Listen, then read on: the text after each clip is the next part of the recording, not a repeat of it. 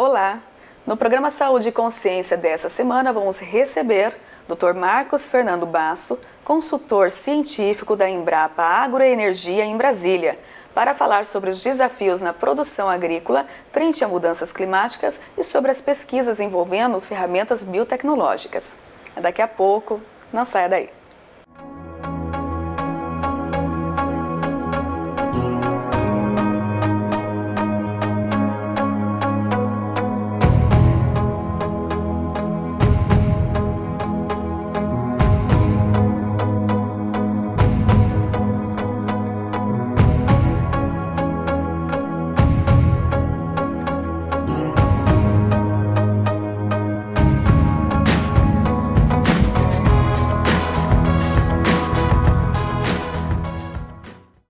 Estamos de volta com o programa Saúde e Consciência em nossos estúdios. Eu recebo o Dr. Marcos Basso.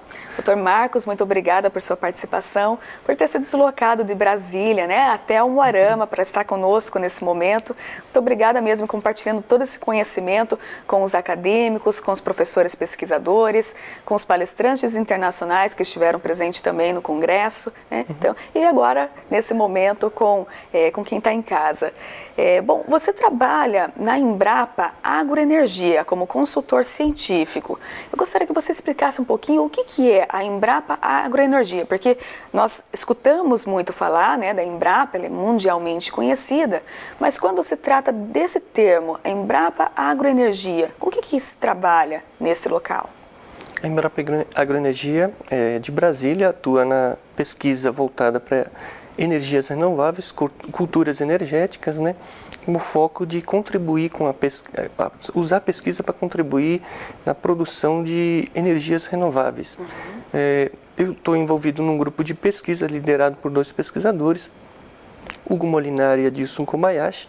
Eles são pesquisadores da Embrapa e o foco deles é usar a cana-de-açúcar e melhorar ela para ter características desejáveis tanto para cultura, ambientes, melhorar ela para ter características desejáveis em diferentes regiões de cultivo e também ter características melhoradas para a produção de etanol de primeira e segunda geração. Esse tipo de pesquisa, então, ele acaba conseguindo melhorar a produção e o resultado do produto final também? Através da pesquisa é possível fazer isso? A intenção é expandir a produção e ter cultivares melhor adaptadas a solos secos, solos com excesso de toxidez para alumínio, salinidade, outras características, e também para essa cana render mais açúcar, ter maior quantidade de biomassa, você ter uma produção maior de combustível depois a partir dela. Isso é fantástico, De que forma que a pesquisa consegue entender que é necessário alterações? Vocês mexem com o gene da planta, da cana-de-açúcar? Como que vocês fazem? Vocês manipulam ela para ela poder ter essas condições e melhorar esse resultado final? No Brasil tem, digamos, 3 formas de você fazer o melhoramento de uma cultivar. Melhoramento convencional, cruzar cultivares com características desejáveis, você chega numa cultivar melhorada.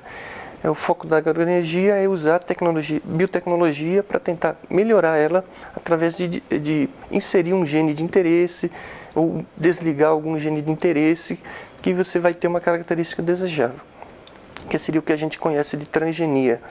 Então, recentemente tem saído aquela nova tecnologia, que é a edição de genoma, mais conhecido como CRISPR, que nosso foco agora é tentar editar o genoma da cana-de-açúcar ou de outras culturas de interesse para tentar melhorar alguma característica que possivelmente a gente não precisaria integrar um gene na planta e simplesmente melhorar um nucleotídeo, que seria uma base, uma pequena correçãozinha feita no genoma, você vai ter às vezes a característica desejável.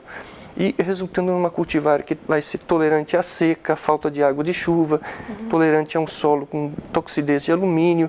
Isso te dá condições de você expandir a produção para áreas onde não era cultivada até então. É possível manipular só uma coisinha assim muito pequena e resultar nesse benefício tão grande? Sim, você não vai precisar integrar um fragmento grande para você ter uma característica. Você simplesmente vai lá e corrige um pequeno fragmento no genoma e você vai ter aquele problema resolvido às vezes, você vai ter uma característica adicional. Você foge da essa correção ela vem de um cruzamento de outra espécie, outra planta ou não? Vocês melhoram a própria característica do gene da planta através dela mesma? Como funciona isso? Por técnicas de biotecnologia vegetal, você pega uma célula e edita o genoma que está dentro dela. A partir dessa célula você regenera ela para uma planta.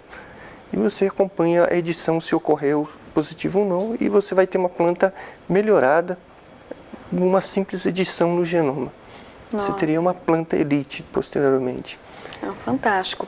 Como que funciona? Lá na Embrapa Agroenergia, você está como um consultor científico. O consultor científico está inserido nesse grupo de pesquisa. Qual que é o papel dele dentro dessa empresa? Tem os pesquisadores líder, que eu comentei, Hugo Molinari e o Adilson. Eles são pesquisadores que respondem por toda a pesquisa feita nesse grupo.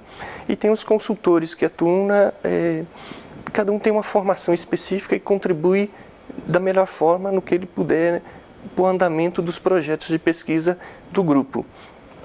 Então a gente atua tanto na parte de desenvolvimento de tecnologia, como na parte de pensar, escrever, estudar e aplicar o conhecimento no que tiver de interesse para o grupo de pesquisa. E esses projetos, eles partem, enfim, do grupo de pesquisa ou é possível, por exemplo, um grande empresário que tem lá a indústria de cana-de-açúcar para produção de combustível, enfim, tentar chegar até vocês trazendo um problema, né, e dizer, olha, o meu rendimento está baixo, eu preciso de melhorar esse rendimento para poder ter exportação, talvez, eu poder aumentar o meu nicho, ou seria, vocês identificam que realmente existe o problema e vocês resolvem dentro do grupo de pesquisa hipotetizar, né, fazer as hipóteses, enfim, começar a pesquisa a partir dali.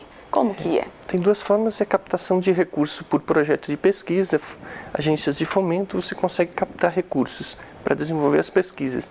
Outra forma que a Embrapa usa muito é a iniciativa privada, tentar solucionar problemas, contribuir, gerar produtos. Em troca, você cede um pouco do conhecimento que você obtém para essas empresas, e elas em troca te dão recursos para você aplicar nessa pesquisa. Então há uma combinação, uma troca de favores, né? Sim. Então se consegue captar recursos dessa forma. Beneficiado ambos os lados, não é mesmo? Isso. Então tem feito isso, tem projetos de pesquisa aprovados por agências de fomento e tem diretamente com empresas. Elas entram num acordo, eles têm um problema, tem recurso e a Embrapa tem conhecimento e pessoas capacitadas para trabalhar. Então há um acordo e o resultado disso pode ser um benefício para os dois, digamos. Então certeza. Isso é comum acontecer lá. E acontece esse contato só com empresas de âmbito nacional ou empresas internacionais grandes, como que se chama, multinacionais também entram em contato com a Embrapa para tentar resolver seus problemas?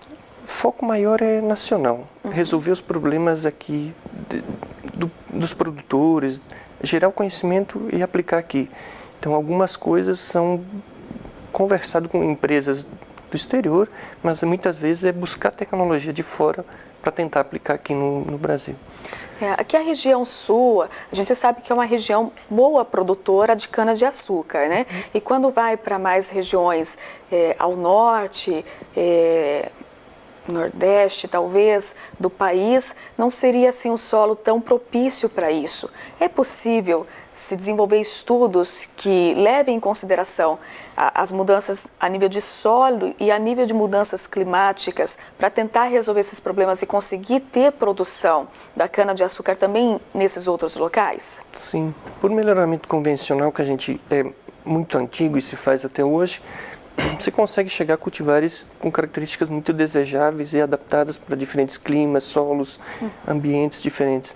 Mas é um tempo muito, ele demora 20 anos aproximadamente para você chegar numa cultivar desejável. Então, o que se faz é usar a biotecnologia, transgenia, que a gente chama, para tentar chegar mais rápido nessas cultivares e disponibilizar para os produtores. Nossa, é um processo demorado e custoso, né? Custoso. Hoje em dia, você liberar uma cultivar transgênica você precisa fazer muitos testes para conseguir dizer, essa não vai ter problema para o ser humano, para quem consome, para o meio ambiente, e poder passar para o produtor. Então, tem a rejeição, tem os riscos e tem muito custo por trás disso. Então, a nova tecnologia CRISPR, que a gente vem conhecendo recentemente, então ela tem a possibilidade de você editar o genoma sem fazer maiores mudanças complicadas, sem gerar muitas complicações para quem consome. E rapidamente, 2 ou 3 anos, você vai chegar numa cultivar, num genótipo elite e poder disponibilizar para o produtor. Nossa, então é uma ferramenta biotecnológica que consegue reduzir de 20 anos para 2 anos aproximadamente o resultado final. Algumas coisas você consegue fazer com essa tecnologia sem modificar quase nada no genoma, uma coisa pontual. Tem o CRISPR mais aplicado, que você vai introduzir um pouco mais de mudança. Então, essa quantidade de mudanças é variável. Você vai considerar como um transgênico ou vai apresentar mais risco. Então, isso é tudo feito um estudo. Tem um comitê de biossegurança, tem a CTN-Bio que avalia isso. Então, às vezes, demora mais do que 2 a 3 anos, dependendo do alvo que se quer modificar, essas coisas. Então, é possível fazer em 3 anos uma mudança, um melhoramento numa cultivar, chegar num evento elite, digamos. Perfeito. E assim, esses estudos, eles partem sempre em um ambiente controlado. Então, vocês vão estudar todo esse processo em pequenas produções, ou talvez vocês fazem em vasinhos, ou não? Sim. A gente começa a nível celular, fazer as modificações, em bancada, digamos, de um laboratório. A gente passa para a casa de vegetação, uma planta que regenera a partir dessa célula modificada, e trabalha em ambiente controlado. Tudo é regulamentado por biossegurança, pela CTN-Bio fiscaliza, para esse transgênico não sair de controle. Então você consegue fazer isso, testar tudo em casa de vegetação, tudo sob controlado para não ter riscos. Tendo essa cultivar promissora, você faz uma regulamentação toda para testar campos sob todas as condições controladas. E se for favorável, você pode pedir liberação dessa cultivar para comercialização em ambientes Quando livres. vocês fazem o teste de campo, já faz no local externo, uma região de produção mesmo, com um canteiro de metragem por metragem, para tentar determinar se deu ok? Se você tiver uma cultivar que é considerado transgênico, você tem que fazer numa área onde que o CTN-Bio autoriza. Ah, entendi. Todo controlado, você segue todas as regras do comitê. Áreas têm que ser cercadas, tudo sob controle, para que esse transgênico não saia, porque você está testando. Se ele não for ideal, você tem que eliminar ele rapidamente e para por aí. Se ele for promissor... Toda a questão do solo também, né? Sim. Vai estar passando pelo solo, a questão ambiental. Muito bom. Professor, nós estamos chegando ao final do primeiro bloco, nós vamos para um rápido intervalo. Você que está em casa, não sai daí, nós voltamos já.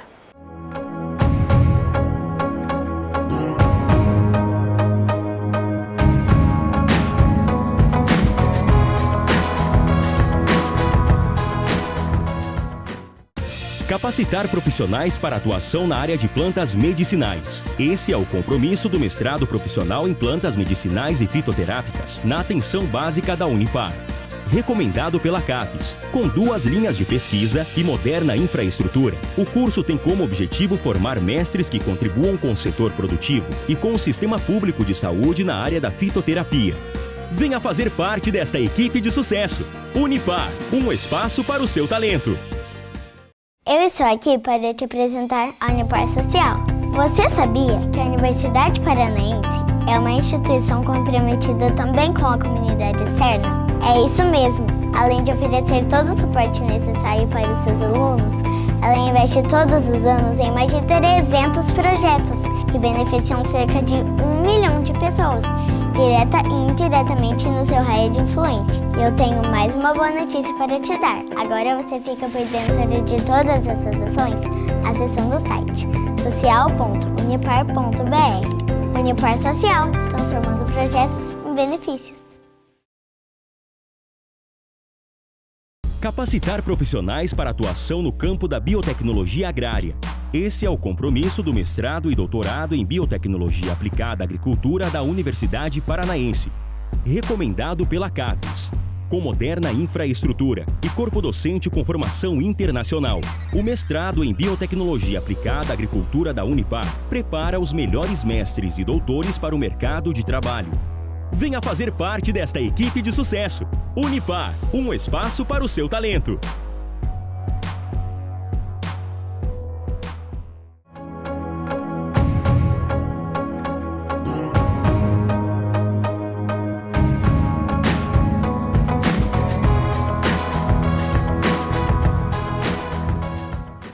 Estamos de volta com o programa Saúde e Consciência em nossos estúdios, Dr. Marcos Basso. Dr. Marcos, você hoje está atuando na empresa Embrapa Agroenergia. Mas como que foi sua trajetória para chegar hoje nesse patamar? Sim. Minha graduação foi em Santa Catarina, em biotecnologia. Então, desde então, eu tinha interesse em trabalhar com biotecnologia. Eu achava assim, uma área muito boa para mim, pessoalmente, né? Então, eu fiz graduação, aí saí de Santa Catarina, fui Ponta Grossa, no Paraná, fazer mestrado em biotecnologia, agronomia com linha de pesquisa em biotecnologia. Então, é uma coisa que me chamava atenção e eu tentava sempre seguir nessa linha, assim, tentando atender as oportunidades, pegar as oportunidades que me apareciam. Então, eu fiz o mestrado no Paraná, aí eu fui para Minas Gerais, fiz doutorado em Viçosa, na parte de fitopatologia, na área mais molecular, assim, na área de entrar fundo na parte molecular, entender os mecanismos entre patógenos e plantas, a interação para tentar encontrar mecanismos para você usar depois para melhorar uma planta e ela se tornar tolerante ao patógeno, digamos assim.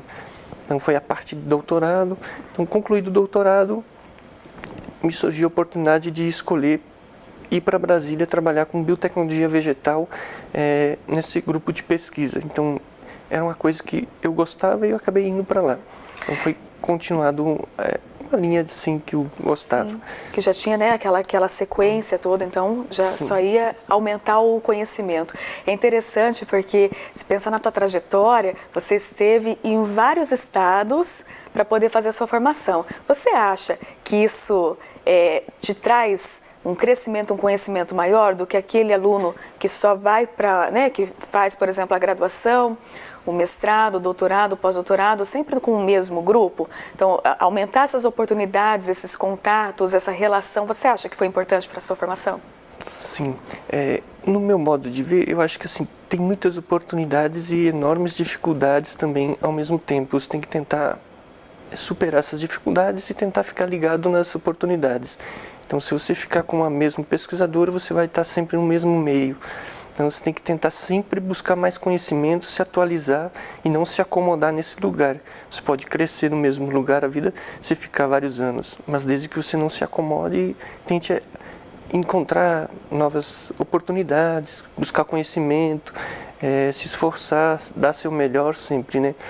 E, ao mesmo tempo, se você sair mudando, você tem que fazer a mesma coisa. Você vai ter novas oportunidades e inúmeras outras dificuldades a mais também. Então, você vai ter mais chances e também mais dificuldades. Então, vai muito do esforço da pessoa, né? De tentar melhorar, fazer seu melhor e sempre estar disponível para ajudar e fazer o que é possível, né? Então, na Embrapa, hoje, você estuda cana-de-açúcar, mas você sempre teve o foco a cana-de-açúcar desde, né, da sua formação, quando você passou por todas essas outras instituições? Cada grupo de pesquisa, tanto na graduação como no mestrado, tem um foco. Então, você acaba tendo recursos para você aplicar na pesquisa. Então, geralmente, você tem um alvo para trabalhar. Você recebe um dinheiro, você tem que aplicar naquilo que você prometeu. Então, na maioria dos lugares você tem um alvo diferente. Você, como bolsista, você como consultor, você tem que entrar e contribuir para o grupo de pesquisa que tem um foco. Então, tanto na graduação, mestrado, doutorado, sempre tem um pesquisador líder que tem o seu foco específico e você entra para contribuir, dá seu melhor, usa seu conhecimento para ajudar ele. Durante o seu mestrado, você estudou o quê aqui em Ponta Grossa? Fruticultura, o foco era estudar ferramentas de biotecnologia, entender patógenos, o foco era fruteiras, no caso eu estudei a interação videira, mais vírus de plantas. Então, doutorado já foi a parte de vírus de plantas e a planta hospedeira, mas eram outras culturas. Era já mais tomate, essas culturas diferentes, mais específicas daquela região Exato. produtora. Geralmente os grupos de pesquisa eles também tentam definir, né, as necessidades regionais, né, do local para tentar melhorar esses quadros de produção, não é? Sim, às vezes entender os mecanismos, desenvolver uma cultivar melhor adaptada, sempre o foco é no local. Você tenta pensar global e aplicar local. Estava pensando, né, no primeiro bloco nós estávamos discutindo a questão da Embrapa, sobre o fomento, a entrada de empresas internacionais ou nacionais solicitando então investimento, quer dizer, solicitando que se faça pesquisa especificamente para resolver um problema deles, né? Como que fica nesse caso quando se descobre algo que pode ser patenteável? É previsto nesses acordos de cooperação quem será o detentor realmente desse conhecimento, dessa patente? Sim, tem acordos antes. Então, antes de você iniciar um projeto, você tem que fazer o acordo com a empresa que está aplicando o recurso para a Embrapa. Então, há toda uma burocracia que é válido e é necessário para combinar como que vai ser feito isso. A tecnologia vai ser compartilhada? A patente que vai ser gerada vai ser compartilhada? Então a Embrapa sempre foca em gerar conhecimento, solucionar algum problema, gerar produtos para aplicar preferencialmente local ou no Brasil. Isso. Então a principal forma de retorno desse trabalho que a Embrapa gera é ter uma patente, gerar conhecimento e aplicar aqui localmente. Uma vez que está tudo estabelecido em contrato, que já faz no início, mesmo antes de começar, né? Sim. Aí fica tudo ajustado, tudo certo. Quando a gente pensa nessa produção da agroenergia, da cana-de-açúcar, você comentou brevemente que teria graus diferentes ou níveis diferentes, não sei se eu entendi direito, do álcool, da qualidade desse álcool que é produzido. Como que é isso? O combustível que é utilizado hoje, existe diferença regional ou, enfim, isso vai refletir também questão de custo, preço daquilo que a gente paga, né? Combustível para ser utilizado no carro? Não sei se eu fiz entender. Sim, tem diferentes variedades de cana-de-açúcar, cada uma tem umas características específicas. Essa cultivar específica é mais adaptada para solo seco, essa produz mais açúcar, essa mais biomassa. Então você tem várias cultivares que você combina e planta ela em determinadas regiões conforme o clima, o solo daquela região. Então o foco é gerar genótipos elites melhor adaptados para várias características ao mesmo tempo ou com características ainda melhores para aquilo. Por exemplo, a gente tem o etanol de primeira geração, segunda geração. Primeira geração se usa apenas a sacarose que está acumulada na cana-de-açúcar, fermenta com leveduras e gera o etanol. Etanol de segunda geração é usar a biomassa da cana-de-açúcar, parede celular, o colmo, folha, quebrar esses açúcares de cadeia maior, não só a sacarose, agora outros açúcares da planta, quebrar ele e produzir etanol. A partir de que você quebra esse açúcar, você consegue fermentar igualmente e gerar etanol, que é um etanol igual ao outro. Ou seja, você acaba aproveitando a planta integralmente, né? O objetivo é aumentar a produção de etanol usando a sacarose e a biomassa também. E o rendimento deles? Tem diferença também? Esse que é produzido pela forma da primeira geração e da segunda geração? O rendimento final no automóvel, em máquinas, enfim, acaba sendo diferente? Basicamente seria igual, mas o açúcar de segunda geração ainda está difícil de você alcançar rendimento dele, porque você precisa quebrar açúcares de cadeia longa para poder fermentar com leveduras depois. Então essa quebra que é mais muito custosa ainda. Você tem que quebrar com ácido, com explosão a vapor, que as usinas usam, né? Sim. Uma das coisas que a Embrapa tem feito é gerar tecnologia para tentar contribuir nessa desconstrução da parede celular e você conseguir quebrar esses açúcares, ter acesso a eles mais facilmente, com enzimas, outras coisas. Então, uma coisa que a gente está trabalhando lá é usar esforços para essa parte ali. Conseguir gerar tecnologia para gerar uma planta que tenha parede celular mais fácil de ser desconstruída e você ter ter acesso em maior quantidade desses açúcares e conseguir produzir etanol mais rentavelmente a partir desse dessa biomassa. A aplicação desses processos biotecnológicos eleva muito o custo do processo final? Esses processos biotecnológicos de melhoramento, você tem uma cultivar melhorada por biotecnologia, você vai ter um custo de estudo dela para liberação comercial. Então, o que a gente quer usar é o CRISPR para tentar modificar algumas coisas na planta e, possivelmente, como são mudanças pequenas que a gente faz e vai ter consequências grandes na planta, consequências de melhorar ela, então, geralmente, o que está sendo estudado é se vai considerar como transgênico ou não. Então, dependendo da forma como você usa, o que você usa, você pode ter uma planta não transgênica melhorada por essa tecnologia. Então, você não vai ter muito custo para liberação de aprovação, porque ela não vai apresentar riscos maiores comparado à transgenia, por exemplo. Certo. O CRISPR, ele é uma metodologia, ele é um equipamento? O que é o CRISPR? O CRISPR seria um sistema que você consegue editar o genoma sem integrar nada no genoma da planta, diferentemente de transgenia, que você insere alguma coisa. Você está colocando DNA de outro organismo dentro de uma célula que você quer modificar. Já o CRISPR você consegue, sem integrar no genoma, você modificar alguma coisa pequena no genoma e não ter nada de inserção adicional naquela planta. Então você pode corrigir a planta e não ser transgênica. Ele não é específico só para o estudo da cana-de-açúcar, né? É possível empregar essa metodologia, o CRISPR, em outras pesquisas, outros estudos. Sim, o CRISPR tem sido utilizado em diversos organismos, humanos, animais, outros tipos de planta, não só cana-de-açúcar. Porque você pode pegar uma célula, modificar o genoma e depois isso segregar e você, por exemplo, humanos, você corrige o genoma de uma célula e depois você origina um humano, por exemplo. Esse humano vai passar por gerações, às vezes essa doença vai ser eliminada.